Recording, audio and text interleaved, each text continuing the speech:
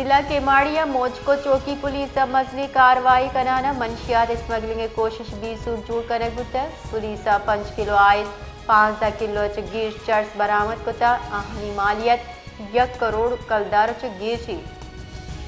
जिला केमाड़िया मोजको चौकी पुलिस मजली कार्रवाई कराना मंशियात स्मगलिंग कोशिश भी सूरजूर करे गुता पुलिस 5 किलो आयत 15 किलो गिर चर्स बरामद कुता आहनी मालियत 1 करोड़ कलदार गिरची।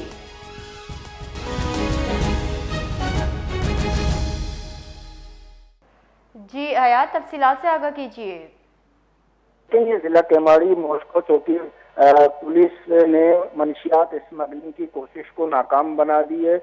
पुलिस ने 2 मुख्तलिफ मकामात पर कार्रवाइयाँ करते हुए 1 करोड़ रुपए से जायद जो है मंशियात बरामद कर ली है, जिसके नतीजे में 3 मुल्जिमान को गिरफ्तार कर लिया है।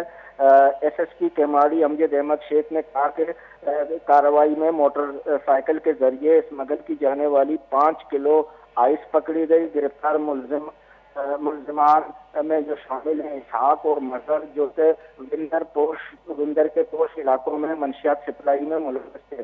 इसी दौरान एक और कार्रवाई में पंजगूर से मंशियात लाने वाला जो मुलजिम है मुस्तकीम खान को गिरफ्तार करके इसके कब्जे से 15 किलो से जायद चर्स बरामद की गई है।